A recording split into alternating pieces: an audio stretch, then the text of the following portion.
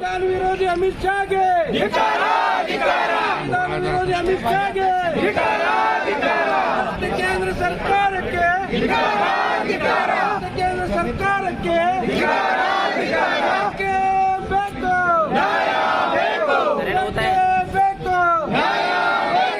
ಕೇಂದ್ರ ಸರ್ಕಾರಕ್ಕೆ अमित शाह हटाओ बेके बेको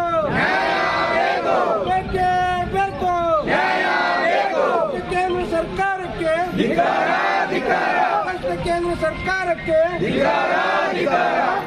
ಇವತ್ತು ಕೇಂದ್ರ ಸರ್ಕಾರದ ಸಚಿವರಾಗಿರ್ತಕ್ಕಂಥ ಅಮಿತ್ ಶಾ ಅವರು ಡಾಕ್ಟರ್ ಬಾಬಾ ಸಾಹೇಬ್ ಅಂಬೇಡ್ಕರ್ ಅವರ ಬಗ್ಗೆ ಏನು ಸಂಸತ್ನಲ್ಲಿ 2023 ಜಿಲ್ಲಾ ಕಾಂಗ್ರೆಸ್ ಸಮಿತಿ ಪರಿಶಿಷ್ಟ ಜಾತಿ ವಿಭಾಗದ ವತಿಯಿಂದ ಹಮ್ಮಿಕೊಂಡಿರ್ತಕ್ಕಂಥ ಈ ಒಂದು ಪ್ರತಿಭಟನೆಯನ್ನು ಉದ್ದೇಶಿಸಿ ನಮ್ಮ ವಿಜಯಪುರ ನಗರದ ಈ ಒಂದು ಪ್ರತಿಭಟನೆಯನ್ನು ಉದ್ದೇಶಿಸಿ ಮಾತನಾಡಿರ್ತಕ್ಕಂಥ ಡಾಕ್ಟರ್ ಬಾಬು ರಾಜೇಂದ್ರ ನಾಯಕ್ ಅವರಿಗೆ ಧನ್ಯವಾದಗಳು. ಈ ಒಂದು ಪ್ರತಿಭಟನೆಯನ್ನು ಉದ್ದೇಶಿಸಿ ಜಿಲ್ಲಾ ಕಾಂಗ್ರೆಸ್ ಸಮಿತಿ ಪರಿಶಿಷ್ಟ ಜಾತಿ ವಿಭಾಗದ ಅಧ್ಯಕ್ಷರಾಗಿರ್ತಕ್ಕಂಥ ಗೃಹ ಸಚಿವ ಅಮಿತ್ ಶಾ ಅವರನ್ನು ಕೇಂದ್ರ ಸಂಪುಟದಿಂದ ಉಚ್ಚಾಟಿಸುವ ಕುರಿತು ಮಾನ್ಯರೇ, ಮೇಲ್ಕಾಣಿಸಿದ ವಿಷಯಕ್ಕೆ ಸಂಬಂಧಿಸಿದಂತೆ ಇತ್ತೀಚೆಗೆ ಲೋಕಸಭೆಯಲ್ಲಿ ಕೇಂದ್ರ ಸರ್ಕಾರದ ಗೃಹ ಸಚಿವರಾದ ಅಮಿತ್ ಶಾ ಅವರು ಸಂವಿಧಾನ ಶಿಲ್ಪಿ ಡಾಕ್ಟರ್ ಬಾಬಾ ಸಾಹೇಬ್ ಅಂಬೇಡ್ಕರ್ ಅವರ ಬಗ್ಗೆ ಲಘುವಾಗಿ ಮಾತನಾಡಿದ್ದನ್ನು ವಿಜಯಪುರ ಜಿಲ್ಲಾ ಕಾಂಗ್ರೆಸ್ ಸಮಿತಿ ಪರಿಶಿಷ್ಟ ಜಾತಿ ವಿಭಾಗ ಹಾಗೂ ಜಿಲ್ಲಾ ಕಾಂಗ್ರೆಸ್ನ ಎಲ್ಲಾ ಮುಖಂಡರು ಕೂಡ ಇವತ್ತು ತೀವ್ರವಾಗಿ ಖಂಡಿಸ್ತಾ ಇದ್ದಾರೆ.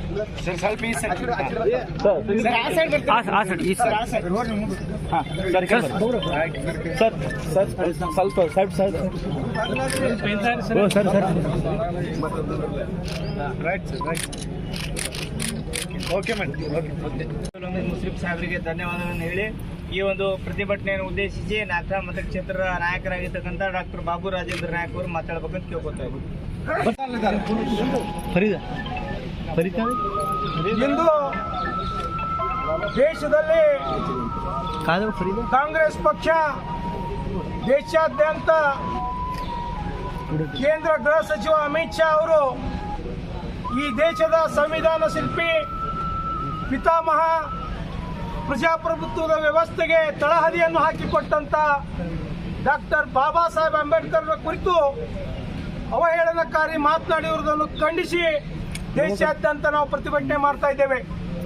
ಇವತ್ತು ಕೇಂದ್ರ ಗೃಹ ಸಚಿವ ಲೋಕಸಭೆಯಲ್ಲಿ ನೀವು ಬಾಬಾ ಸಾಹೇಬ್ ಅಂತ ಜಪಿಸುವುದನ್ನು ಬಿಟ್ಟು ಭಗವಂತನ ನಾಮ ಜಪಿಸ್ರಿ ಅಂತ ಹೇಳ್ದ.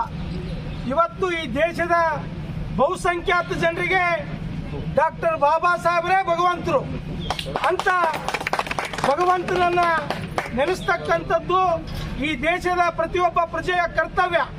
ಆ ಕೆಲಸವನ್ನು ಮಾಡ್ತಿರುವಾಗ ಇವತ್ತು ಭಾರತೀಯ ಜನತಾ ಪಕ್ಷದ ಮುಖಂಡರು, ಕೇಂದ್ರ ಗೃಹ ಸಚಿವರು ಈ ರೀತಿ ಅವಹೇಳನಕಾರಿ ಮಾತನ್ನ ಈ ದೇಶದ ಜನತೆಗೆ ನೀಡಿದ್ದಾರೆ. ಇದನ್ನು ಖಂಡಿಸಿ ನಾವು ಭಾರತೀಯ ಜನತಾ ಪಕ್ಷದ ಕೇಂದ್ರ ಸಮಿತಿಗೆ ಒತ್ತಾಯವನ್ನು ಮಾಡ್ತೇವೆ. ತತ್ಕ್ಷಣದಿಂದ ಶ್ರೀಯುತ ಅಮಿತ್ ಶಾ ಅವರನ್ನ ಪಕ್ಷದಿಂದ ಉಚ್ಚಾಟನೆ ಮಾಡಬೇಕು. ಈ ನಮ್ಮ ಡಾಕ್ಟರ್ ಬಾಬಾ ಸಾಹೇಬ್ ಅಂಬೇಡ್ಕರ್ ಅವರ ಅಭಿಮಾನಿಗಳು, ದೇಶದ ಎಲ್ಲ ಧರ್ಮೀಯರು, ಎಲ್ಲ ಜಾತಿಯವರು ಇವತ್ತು ಬಹುಸಂಖ್ಯಾತರು ಅವರ ಅಭಿಮಾನಿಗಳಾಗಿದ್ದಾರೆ. ಅವರಿಗೆ ನ್ಯಾಯ ಒದಗಿಸಿಕೊಡಬೇಕು ಅಂತಕ್ಕಂಥ ಒಂದು ಆಗ್ರಹವನ್ನ ಜಿಲ್ಲಾ ಕಾಂಗ್ರೆಸ್ ಸಮಿತಿ ವಿಜಯಪುರದಿಂದ ಇವತ್ತು ಪ್ರತಿಭಟನೆ ಮುಖಾಂತರ ಮಾನ್ಯ ಜಿಲ್ಲಾಧಿಕಾರಿಗಳ ಮುಖಾಂತರ ಮನವಿ ಕೊಡೋದ್ರ ಮುಖಾಂತರ ನಾವು ಆಗ್ರಹ ಮಾಡ್ತಾ ಇದ್ದೇವೆ. ಮತ್ತೆ SC ಅಧ್ಯಕ್ಷರು ಮತ್ತೆಲ್ಲ ನಮ್ಮ ಕಾಂಗ್ರೆಸ್ ಎಲ್ಲ ಪಕ್ಷದ ಅಧ್ಯಕ್ಷರುಗಳು ಮತ್ತೆಲ್ಲ ನಮ್ಮ ಕಾರ್ಯಕರ್ತರು ನಾವು ಕೂಡಿ ನಾವು ಗೃಹ ಮಂತ್ರಿ ಅಮಿತ್ ಶಾ ಅವರು ಅವಹೇಳನಕ್ಕೆ ಹೇಳಿಕೆ ಅದು ಖಂಡಿಸಿ ನಾವು ಇವತ್ತು DC ಸಾಹೇಬ್ರಿಗೆ ಮನವಿ ಕೊಡ್ಲಾಕ್ ಬಂದೀವಿ. ಯಾಕಂದ್ರೆ ಅವರು ಬಾಬಾ ಸಾಹೇಬ್ ಅಂಬೇಡ್ಕರ್ ಹೆಸರು ನೀವು 7 ಸರ್ತಿ ತೆಗಿತೀರಿ, ಯಾಕೆ ತೆಗಿತೀರಿ, ನೀವು ದೇವರ ಹೆಸರು ತಗೋರಿ ಅಂತ ಹೇಳ್ತಾರೆ. ಇದು ನಮ್ಮ ಡಾಕ್ಟರ್ ಅಂಬೇಡ್ಕರ್ ಸಾಹೇಬರು ಭಗವಂತಕ್ಕಿಂತ ಹೆಚ್ಚದಾರ.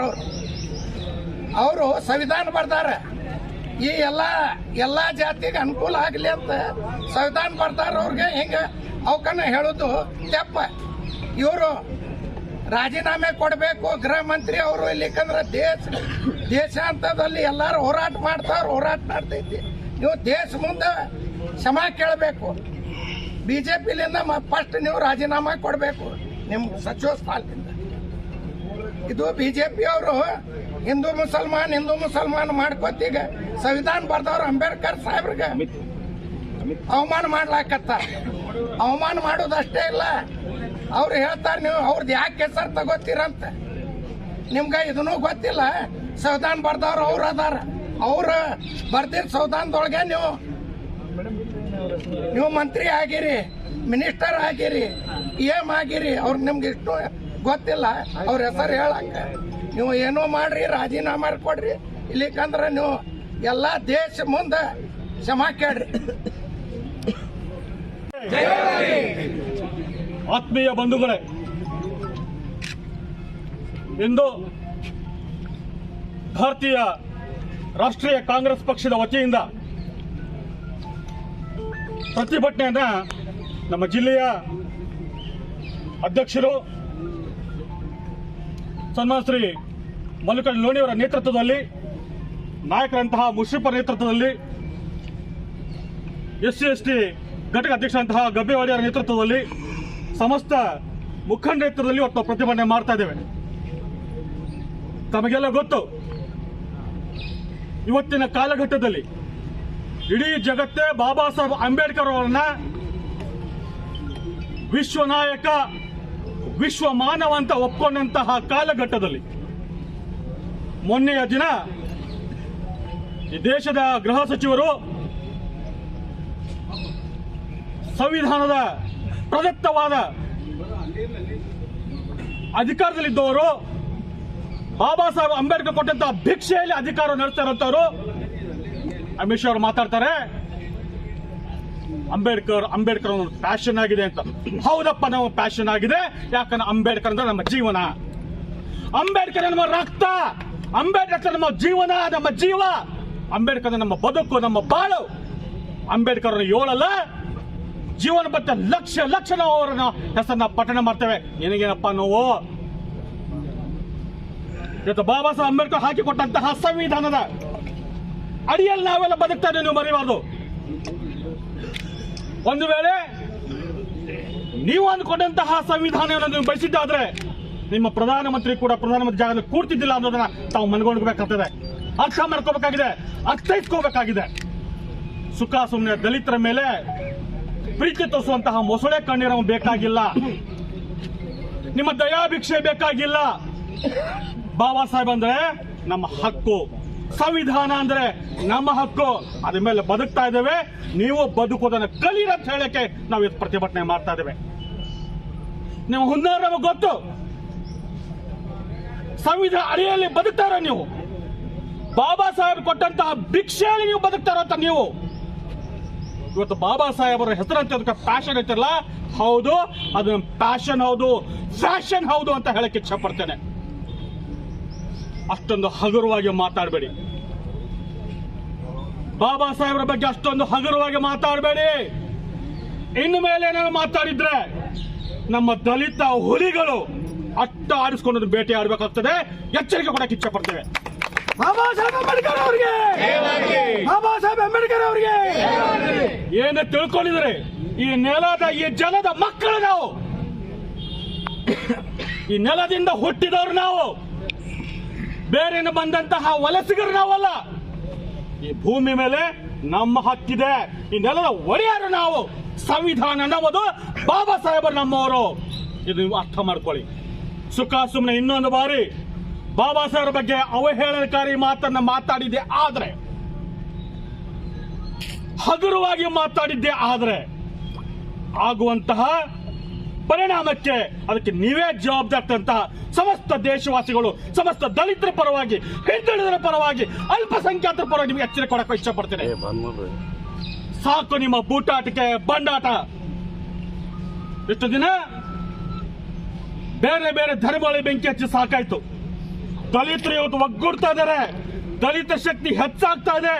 ದಲಿತರ ಒಡೆಯುವಂತ ಹುನ್ನಾರ ಮಾಡಿ ಮತ್ತೆ 1947ಕ್ಕೆ ಮುಂಚೆ ಯಾವ ರೀತಿ ಪರಿಸ್ಥಿತಿ ದಲಿತರು ಬದುಕ್ತಾ ಇದ್ರು ಅದಕ್ಕೆ ತಾವು ತೊಳ್ಳುವಂತ ಹುನ್ನಾರಕ್ಕೆ ನೀವು ಕೈ ಹಾಕ್ತಾ ಇದ್ರ ಬಹಳ ಎಚ್ಚರದಿಂದಿರಿ. ಅದು ಯಾವತ್ತೂ ಸಾಧ್ಯವಿಲ್ಲ. ರಕ್ತ ಕೊಟ್ಟೆವು, ಬಾಬಾ ಸಾಹೇಬರ ಬಗ್ಗೆ ಅವಹೇಳನಕಾರಿ ಮಾತನ್ನ ಕೇಳಕ್ಕೆ ಯಾವುದೇ ರೀತಿಯ ಸುತಾರ ಒಪ್ಪಲ್ಲ ಅಂತ ಹೇಳಕ್ಕೆ ಇಚ್ಛೆ ಪಡ್ತೇವೆ. ಬಂಧುಗಳೇ, ಒಕ್ಕೊರಲಿಂದ ಧ್ವನಿ ಎತ್ತೋಣ. ಬಾಬಾ ಸಾಹೇಬ್ ಕೊಟ್ಟಂತಹ ಆ ಹೇಳಿದ ಬದುಕ್ತಾರೆ ನಾವೆಲ್ಲರೂ, ಸಮಸ್ತ ದೇಶದ ಪ್ರತಿಯೊಬ್ಬ ಬಂಧು ಬಾಂಧವರು, ಮಹಿಳೆಯರು, ಯುವಕರು, ಯುವಜನರು ಒಕ್ಕೊರಲಿಂದ ನಾವು ಇವತ್ತು ಪ್ರತಿಭಟಿಸ್ತೇವೆ, ಖಂಡಿಸುತ್ತೇವೆ. ಇನ್ನೊಂದು ಬಾರಿ ತಾವು ಈ ರೀತಿಯಾಗಿ ಮಾತಾಡಬಾರ್ದು. ನಿಮಗೇನಾದ್ರೂ ಕಿಂಚಿತ್ತಾದ್ರೂ ನಾಚಿಕೆ ಇದ್ರೆ, ಕಿಂಚಿತ್ತಾದ್ರೂ ಮಾನ ಮರ್ಯಾದೆ ಇದ್ರೆ, ಕಿಂಚಿತ್ತಾದ್ರೂ ಸಂವಿಧಾನ ಮೇಲೆ ಗೌರವ ಇದ್ರೆ, ಬಾಬಾ ಸಾಹೇಬರ ಮೇಲೆ ಗೌರವ ಇದ್ರೆ ತಕ್ಷಣ ಸನ್ಮಾನ್ಯ ಪ್ರಧಾನಮಂತ್ರಿಗಳು ಅಮಿತ್ ಶಾ ಅವರ ರಾಜೀನಾಮೆ ಪಡೆಯಬೇಕು ಅಂತ ನಾವು ಒಕ್ಕೊರಲಿಂದ ನಾವು ಆಗ್ರಹ ಮಾಡ್ತೇವೆ. ಬನ್ನಿ ಬಾಂಧವರೇ, ಒಕ್ಕಟ್ಟಿನಲ್ಲಿ ಬಲವಿದೆ, ಒಕ್ಕಟ್ಟಾಗಿ ನಾವು ಹೋರಾಡೋಣ. ಇಂತಹ 100 ಅಮಿತ್ ಶಾ ಎದುರಿಸುವಂತ ತಾಕತ್ತು ನಮ್ಮ ದಲಿತರಲ್ಲಿದೆ, ಹಿಂದುಳಿದರಲ್ಲಿದೆ, ಅಲ್ಪಸಂಖ್ಯಾತರಲ್ಲಿ ಹೇಳ್ತಾ ಇವತ್ತು ಅವಕಾಶ ಕೊಟ್ಟಂತ ತಮ್ಮೆಲ್ಲರಿಗೂ ಹೊಂದಿಸಿ ಮಾತಿಗೆ ಹೇಳ್ತಾರೆ. ಬಲ ಭಾರತ್ ಮಾತಾ ಕಿ, ಭಾರತೀಯ ರಾಷ್ಟ್ರೀಯ ಕಾಂಗ್ರೆಸ್ ಪಕ್ಷಕ್ಕೆ, ಡಾಕ್ಟರ್ ಬಾಬಾ ಸಾಹೇಬ್ ಅಂಬೇಡ್ಕರ್ ಅವರಿಗೆ, ಮುಷರಫ್ ಸಾಹೇಬ್ರೆ, ಆರತಿ ಶಾಪೂರ್ ಅವರೇ, ಸುಭಾಷ್ ಕಾಲೇಬಾಗ್ ಅವರೇ, ಹಾಗೂ ನಮ್ಮ ಚಾಂದ್ ಸಾಬ್ ಸರ್ ಅವರೇ, ಮುಲ್ಲಾ ಅವ್ರ ಸರ್ ಅವರೇ, ಎಲ್ಲ ಕಾಂಗ್ರೆಸ್ ಪಕ್ಷದ ಮುಖಂಡ್ರೆ, ಇವತ್ತಿನ ದಿವಸ ಏನಪ್ಪಾ ಅಂದ್ರೆ ಕೇಂದ್ರದ ಒಬ್ಬ ಜವಾಬ್ದಾರಿಯುತ ಸ್ಥಾನದಲ್ಲಿರ್ತಕ್ಕಂಥ ಒಬ್ಬ ಸಚಿವ, ಅದು ಹೋಮ್ ಮಿನಿಸ್ಟ್ರು ಅಂತವ್ರು ಏನಪ್ಪಾ ಅಂದ್ರ ಸದನದಲ್ಲಿ ಡಾಕ್ಟರ್ ಬಾಬಾ ಸಾಹೇಬ್ ಅಂಬೇಡ್ಕರ್ ಅವ್ರ ಬಗ್ಗೆ ಬಹಳ ಲಘುವಾಗಿ ಮಾತನಾಡಿದ್ದಾರೆ. ಏನಪ್ಪಾ ಅಂದ್ರೆ ಅಂಬೇಡ್ಕರ್ ಅಂಬೇಡ್ಕರ್ ಅಂಬೇಡ್ಕರ್ ಅನ್ನೋದೇ ನಾವು ಪ್ರತಿನಿತ್ಯ ಒಂದು 10 ಸಲ ದೇವ್ರ ಜಪ ಮಾಡಿದ್ರೆ ಪುಣ್ಯ ಬರ್ತಿತ್ತ. ಇವತ್ತು ನಾವು ನೆನಪಿಸ್ಕೋಬೇಕಾಗ್ತದ, ಮನುವಾದಿಗಳು ಹಿಂದೆ ಏನಪ್ಪಾ ಅಂದ್ರೆ ಎಲ್ಲರಿಗೂ ದಲಿತರನ್ನ ಯಾವ ಮಟ್ಟದಲ್ಲಿ ಇಟ್ಟಿದ್ರು, ಹೆಣ್ಣು ಮಕ್ಕಳನ್ನ ಯಾವ ರೀತಿ ಇಟ್ಟಿದ್ರು, ಹೆಣ್ಣು ಮಕ್ಕಳು 4 ಗೋಡೆ ಮಧ್ಯೆ ಬದುಕಬೇಕು, ಯಾರು ಹೊರಗೆ ಬರಬಾರದು. ಇವತ್ತು ದಿವಸ ನೋಡ್ತಾ ಇದೀವಿ, ಹೆಣ್ಣು ಮಕ್ಕಳು ಗಂಡು ಮಕ್ಕಳ ಸರಿ ಸಮಾನರಾಗಿ ಇವತ್ತಿಲ್ಲಿ ನಿಂತಿದ್ದಾರೆ ಅಂದ್ರೆ ಡಾಕ್ಟರ್ ಬಾಬಾ ಸಾಹೇಬ್ ಅಂಬೇಡ್ಕರ್ ಅನ್ನುವಂಥದ್ದು ಮಾತನ್ನ ಈ ಸಂದರ್ಭದಲ್ಲಿ ಹೇಳಕ್ ಇಚ್ಛೆ ಪಡ್ತಾ ಇದ್ದೀನಿ. ಯಾಕಪ್ಪ ಅಂದ್ರ ಸದನದಲ್ಲಿ ಡಾಕ್ಟರ್ ಬಾಬಾ ಸಾಹೇಬ್ ಅಂಬೇಡ್ಕರ್ ಅವರು ಹೆಣ್ಣು ಮಕ್ಕಳಿಗಾಗಿ ಹಿಂದೂ ಕೋಡ್ ಬಿಲ್ ಅನ್ನ ಜಾರಿ ತಂದು ಇವತ್ತು ಹೆಣ್ಣು ಮಕ್ಕಳಿಗೂ ಕೂಡ ಸರಿಸಮಾನವಾದಂತ ನೀತಿ ಮತ್ತು ಅವರಿಗೆ ಸರಿಸಮಾನವಾದ ಹಕ್ಕು ಕೊಟ್ಟವರು ಬಾಬಾ ಸಾಹೇಬ್ ಅಂಬೇಡ್ಕರ್ ಅವರು. ದಲಿತರ ಪರಿಸ್ಥಿತಿ ಬಹಳ ಗಂಭೀರ, ಭೂಮಿ ಇರಲಿಲ್ಲ, ಇವತ್ತು ಎಲ್ಲವನ್ನು ಕೊಟ್ಟು ಕಾಪಾಡಿದಂತ ಡಾಕ್ಟರ್ ಬಾಬಾ ಸಾಹೇಬ್ ಅಂಬೇಡ್ಕರ್ ಅವರಿಗೆ ಇವತ್ತು ದಿವಸ 2024 ಈ ಯುಗದಲ್ಲಿ ಇವತ್ತು ಕೇಂದ್ರ ಬಿಜೆಪಿ ಸರ್ಕಾರದ ಒಬ್ಬ ಸಚಿವ ಈ ರೀತಿ ಮಾತಾಡ್ತಿದ್ದಾರೆ ಅಂದ್ರೆ ಅವರಿಗೆ ನಾವು ಧಿಕ್ಕಾರವನ್ನ ಈ ಸಂದರ್ಭದಲ್ಲಿ ಹೇಳಕ್ಕೆ ಇಚ್ಛೆ ಪಡ್ತಾ ಇದ್ದೀನಿ. ಯಾಕಪ್ಪ ಅಂದ್ರೆ ದಲಿತರು ಅಂದ್ರೆ ಅಂಬೇಡ್ಕರ್, ಅಂಬೇಡ್ಕರ್ ಅಂದ್ರೆ ದಲಿತರು. ಇದೊಂದು ಮಾತು ಹೇಳ್ತೀರಿ, ಯಾಕಪ್ಪ ಅಂದ್ರೆ ದಲಿತರು ಅಷ್ಟೇ ಅಲ್ಲ, ಎಲ್ಲಾ ವರ್ಗದವರಿಗೂ ಬೇಕಾದಂತವ್ರು ಡಾಕ್ಟರ್ ಬಾಬಾ ಸಾಹೇಬ್ ಅಂಬೇಡ್ಕರ್ ಅವರು. ಕೇವಲ ದಲಿತರಿಗೆ ಮಾತ್ರವಲ್ಲ, ಎಲ್ಲಾ ವರ್ಗಕ್ಕೂ ಕೂಡ ನ್ಯಾಯವನ್ನು ಕೊಟ್ಟದ್ದು. ಗಿಡ ಸಹಿತ ಗಿಡಕ್ಕೆ ಕಡಿಬೇಕಾದ್ರೂ ಸಹಿತ ಡಾಕ್ಟರ್ ಬಾಬಾ ಸಾಹೇಬ್ ಅಂಬೇಡ್ಕರ್ ಅವರ ಸಂವಿಧಾನದ ಅಡಿಯಲ್ಲಿ ಅದಾವು. ಯಾರೇ ಕಡಿದ್ರಾಗಿಂದಾಗ ಅರೆಸ್ಟ್ ಆಗ್ತೀರಿ. ಅಂತ ಒಬ್ಬ ಮಹಾನ್ ನಾಯಕರ ಬಗ್ಗೆ ಮಾತನಾಡಲಿಕ್ಕೆ ನಿಮಗೆ ಯೋಗ್ಯತೆ ಬೇಕು. ಇವತ್ತು ದಿವಸ ನೋಡ್ತಾ ಇದೀವಿ, ಬಿಜೆಪಿಯ ಒಬ್ಬ ವಿಧಾನ ಪರಿಷತ್ ಸದಸ್ಯರು ಎಲ್ಲಿ ಇದು ಅವರಿಗೆ ಒಂದು ರಬ್ಬರ್ ಸ್ಟಾಂಪ್ ಆಗದೆ ನೀವು ಪ್ರಧಾನಮಂತ್ರಿ ಹುದ್ದೆಗೆ ಒಂದು ಗೌರವ ಇದ್ರೆ ದಯಮಾಡಿ ಅಮಿತ್ ಶಾ 24 ತಾಸು ನೀವು ವಜಾ ಮಾಡದೇ ಇದ್ರೆ ಆ ಹುದ್ದೆಗೆ ಮೋದಿ ಅವರು ಕೂಡ ನೀವು ಅನರ್ಹ ಅಂತೇಳಿ ಸಭೆ ಮುಖಾಂತರ ಒತ್ತಾಯವನ್ನ ಮಾಡ್ತೇವೆ. ಯಾಕಂದ್ರೆ ಮೋದಿ ಅವರೇ, ನೀವು ಅಮಿತ್ ಶಾ ಹಿಂಗೆ ನೀವು ಕಿಂಗ್ ಮೇಕರ್ ಅವ ಹೇಳಿದ್ದೇನೆ ಕೇಳಬೇಕದ ಆ ಪ್ರಧಾನಮಂತ್ರಿ ಸ್ಥಾನಕ್ಕೆ ಒಂದು ಹುದ್ದೆಗೆ ಒಂದು ಗೌರವ ಇರುವುದಿಲ್ಲ. ದಯಮಾಡಿ 24 ಅವ್ರನ್ನ ಆ ಸ್ಥಾನದಿಂದ ವಜಾಗೊಳಿಸಬೇಕಂತೇಳಿ ಈ ನಮ್ಮ ವಿಜಯಪುರ ಜಿಲ್ಲಾ ಕಾಂಗ್ರೆಸ್ ವತಿಯಿಂದ ನಾವು ಒತ್ತಾಯವನ್ನು ಮಾಡಿ ಈ ಒಂದೊಂದೆರಡು ಮಾತಾಡಿಸ್ತೀನಿ. ಜೈ ಅಂಬೇಡ್ಕರ್, ಜೈ ಅಂಬೇಡ್ಕರ್, ಜೈ ಅಂಬೇಡ್ಕರ್. ಈ ಭ್ರಷ್ಟ ಅಮಿತ್ ಶಾ ಅವರ ವಿರುದ್ಧ ಇವತ್ತು ಪ್ರತಿಭಟನೆಯನ್ನು ಹಮ್ಮಿಕೊಂಡಿದ್ದೇವೆ. ಈ ಅಮಿತ್ ಶಾ ಅವರಿಗೆ ನಾವು ಒಂದು ಮಾತು ಹೇಳಲಿಕ್ಕೆ ಇಷ್ಟಪಡ್ತೀನಿ. ನಿಮಗ ಸಂಸದ್ ಒಳಗೆ ಕುಂದಿರ್ಲಿಕ್ಕೆ ಯಾವುದೇ ತರಹದ ಅರ್ಹತೆ ಇಲ್ಲ. ನೀವು ಇವತ್ತೇ ರಾಜೀನಾಮೆ ಕೊಟ್ಟು ಮನೆಗೆ ಹೋಗ್ಬೇಕು. ಯಾಕಂದ್ರೆ ಇವತ್ತು ಡಾಕ್ಟರ್ ಬಾಬಾ ಸಾಹೇಬ್ ಅಂಬೇಡ್ಕರ್ ಅವರ ಕೊಟ್ಟ ಸಂವಿಧಾನದ ಮೇಲೆ ನಾವೆಲ್ಲರೂ ಓದಿವಿ. ಇವತ್ತು ಮಹಿಳೆಯಾಗಿ ನಾ ಮಾತಾಡ್ತೀನಿ, ಇಲ್ಲಿ ಬಂದು ನಿಂತು ಮಾತಾಡ್ತೀನಿ ಅಂದ್ರೆ ಅದು ನಮಗೆ ಬಾಬಾ ಸಾಹೇಬ್ ಅಂಬೇಡ್ಕರ್ ಅವರ ಕೊಟ್ಟ ಭಿಕ್ಷೆ ಅಂತ ನಾ ಈ ಒಂದು ಸಂದರ್ಭದಲ್ಲಿ ಹೇಳಲಿಕ್ಕೆ ಇಷ್ಟಪಡ್ತೀನಿ. ಹೌದು, ಅಮಿತ್ ಶಾ ಅವರೇ, ನಿಮಗ್ ದೇವ್ರ ಜಪಾನೇ ಮಾಡ್ಬೇಕಾಗಿದ್ರ ನೀವು ಮನ್ಯಾಗ ಹೋಗಿ ಮಾಡ್ಕೋರಿ ದೇವ್ರ ಜಪ. ನೀವು ಸಂಸದ್ ಒಳಗ್ ಬರೋ ಯಾವುದೇ ಅರ್ಹತೆನೂ ಇಲ್ಲ, ಯಾವುದೇ ಯೋಗ್ಯತೆನೂ ನಿಮಗಿಲ್ಲ. ಇವತ್ತೇ ನೀವು ರಾಜೀನಾಮೆ ಕೊಡ್ಬೇಕು. ಎಲ್ಲ ಡಾಕ್ಟರ್ ಬಾಬಾ ಸಾಹೇಬ್ ಅಂಬೇಡ್ಕರ್ ಅವರಿಗೆ ಕ್ಷಮೆ ಕೇಳ್ಬೇಕು. ನೀವು ಯಾವ ರೀತಿ ಕ್ಷಮೆ ಕೇಳ್ಬೇಕಂದ್ರ ಅವರು ಬೂಟ್ ಅದಾವ್, ಬಾಬಾ ಸಾಹೇಬ್ ಅಂಬೇಡ್ಕರ್ ಅವರ ಬೂಟನ ನೀವು ತಲೆ ಮೇಲೆ ಇಟ್ಕೊಂಡು ನೀವು ಕ್ಷಮೆ ಕೇಳ್ಬೇಕು. ಆದ್ರೂ ನಿಮಗ ನಾವು ಸಹಿಸ್ಕೊಳ್ಳೋದಿಲ್ಲ. ನೀವು ಬಾಬಾ ಸಾಹೇಬರ ಬಗ್ಗೆ ಬಹಳ ಕೇವಲವಾಗಿ ಮಾತಾಡ್ತಾ ಇದ್ದೀರಿ. ಮುಂದಿನ ದಿನಮಾನಗಳ ಒಳಗ ನಿಮಗ ಜನರು ತಕ್ಕ ಪಾಠ ಕಲಿಸ್ತಾರಂತ ನಾ ಈ ಒಂದು ಸಂದರ್ಭದಲ್ಲಿ ಹೇಳಲಿಕ್ಕೆ ಇಷ್ಟಪಡ್ತೀನಿ. ಅದೇ ತರ ಇವತ್ತಿಲ್ಲಿ ನನಗೆ ಮಾತನಾಡಲಿಕ್ಕೆ ಅವಕಾಶ ಮಾಡಿಕೊಟ್ಟಂತ ತಮ್ಗೆಲ್ಲರಿಗೂ ಧನ್ಯವಾದಗಳನ್ನ ತಿಳಿಸಿ ನನ್ನೊಂದೆರಡು ಮಾತು